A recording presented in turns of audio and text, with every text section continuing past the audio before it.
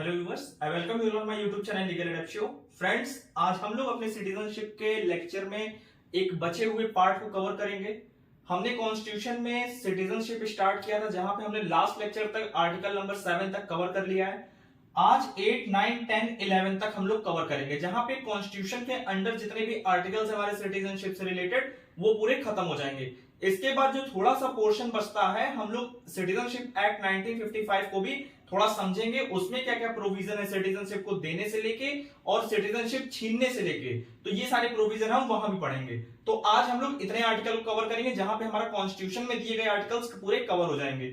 तो बात आती है जब 8 की, आर्टिकल 8 डायरेक्टली बात कर रहा है इंडियन ओरिजिन, ऐसे पर्सन जिनकी मूल जड़ें कहीं ना कहीं इंडिया से जुड़ी है, तो आर्टिकल 8 उनकी बात कर रहा है। आर्टिकल 9 बात कर रहा है टर्मिनेशन। टर्मिनेशन क्या? सिटीजनशिप कैसे टर्मिनेट हो सकती है, वो आर्टिकल 9 बताएगा।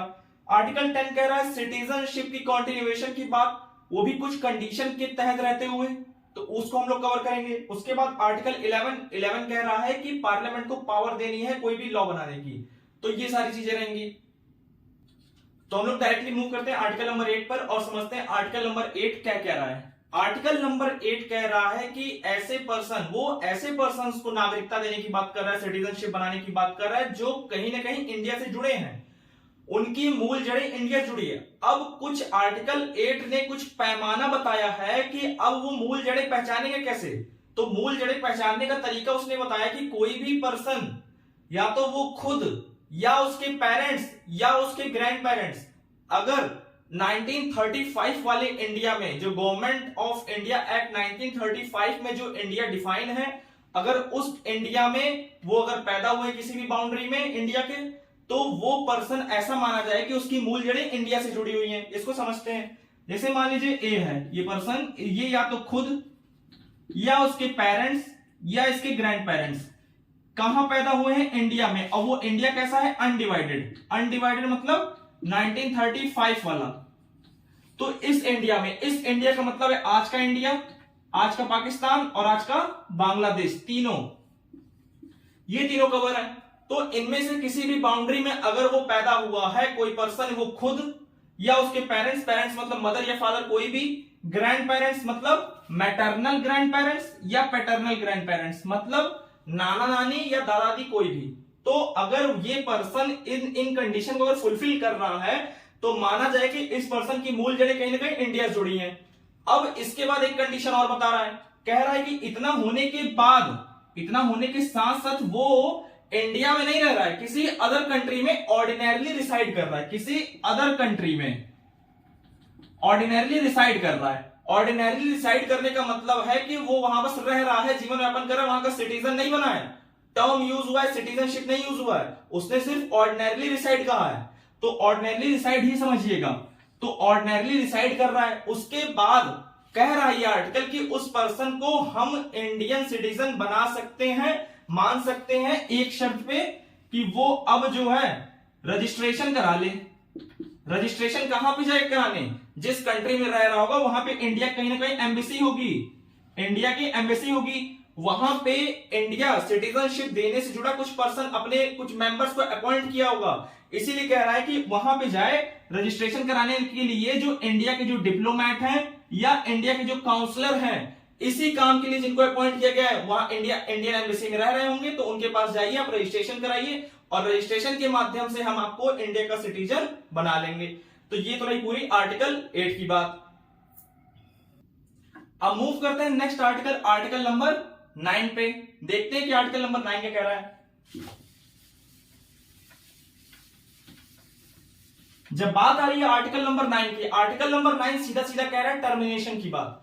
टर्मिनेशन क्या मतलब? अगर सीधी सीधी बात, अगर आपने किसी दूसरे कंट्री की नागरिकता ली, आपने अगर से ये ए पर्सन है, इसने अगर किसी दूसरे कंट्री की, इसने इंडिया के अलावा किसी, मान लीजिए यूएसए की ले ली नागरिकता, तो मान लेंगे कि इसने इंडिया की नागरिकता छोड़ दी और वहीं पे इसको मान लेंगे आर्टिकल 9 के अंदर हम टर्मिनेशन, इसको हम टर्मिनेट मान लेंगे, भले ही कंडीशन आर्टिकल 5 वाली हो, 6 वाली हो या 8 वाली हो। क्यों 7 वाली क्यों नहीं जोड़ी गई? देखिए 8 वाली जोड़ी गई, इसका मतलब ये था कि अभी तक 8 में जो चर्चा हो रही थी, 8 में सिर्फ ऑर्डिनरी रिसाइड कर रहा था। अगर वो सिटीजन होता, आर्टिकल 8 में अगर वो पर्सन सिटीजन बना दिया जाता, तो सिटीजन बन गया होता तो आर्टिकल 8 में ही बात कंप्लीट हो जाती, आर्टिकल 8 में ही उसका टर्मिनेशन हो जाता कहीं ना कहीं, तो आर्टिकल 9 बनाने की जरूरत ही ना पड़ती। इसीलिए उसने जो आर्टिकल 8 वाला पर्सन है उसके लिए सिटीजनशिप नहीं, उसने कहा है कि वो बस दूसरे कंट्री में रह रहा है, वो सिटीजन नहीं अभी वहां का बना है, उसने सिटीजनशिप नहीं ली है। सिटीजनशिप वाली कंडीशन तो आर्टिकल 9 बता रहा है। आर्टिकल 9 ही कह रहा है कि मान लो कोई पर्सन है जो आर्टिकल 8 वाला है, आर्टिकल 6 वाला है, कोई आर्टिकल 5 वाला है, तो इनमें का भी पर्सन अगर कोई ये काम कर दिया जो आर्टिकल 9 में बताया गया है, दूसरे जगह जाके उसने सिटीजनशिप ले ली, तो उसकी हम टर्मिनेट कर देंगे यहाँ की सिटीजनशिप। तो आर्टिकल 9 इतनी बात कह रहा है। 7 को नहीं जोड़ा गया, 7 को इसीलिए तो नहीं जोड़ा गया क्योंकि 7 की कंडीशन यही थी कि तुम्हारा इंडिया में मन नहीं लगा, तुम चले गए दूसरे कंट्री में, दूसरे देश में, जब इंडिया से ट्रांसफर कर गए और फिर इंडिया आ गए, ठीक है, तो ये कंडीशन थी।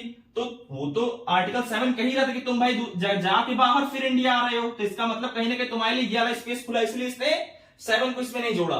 ये चीजें रहेंगी। आर्टिकल 10 कह रहा है, आर्टिकल 10 की अगर हम बात करें तो आर्टिकल 10 सीधा सीधा कह रहा है कि आप अगर सिटीजन बन गए हो, चाहे कॉन्स्टिट्यूशन के अंडर, जैसे कोई पर्सन है ए, इसको नागरिकता मिली कॉन्स्टिट्यूशन के अंडर, कॉन्स्टिट्यूशन के सारे प्रोविजन जितने भी दिए गए वो इसको फुलफिल कर रहा है, इसने सिटीजनशिप ले ली कॉन्स्टिट्यूशन में दिए गए प्रोविजन के अंडर, और बाद में हो क्या रहा है कि हमने कोई लॉ बना दिया सिटीजनशिप का।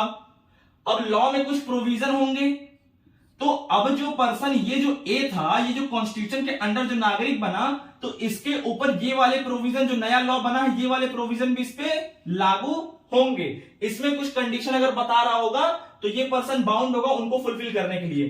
कहने का मतलब आप सिटीजन बने रहेंगे, आपकी सिटीजनशिप कॉन्टिन्यूएशन में बनी रहेगी जब तक ये लॉ के आप अधीन रहते हुए काम करेंगे, मतलब इस लॉ के अधीन रहते हुए आपकी सिटीजनशिप कंटिन्यू बनी रहेगी। सिर्फ इतना कह रहा है आर्टिकल 10।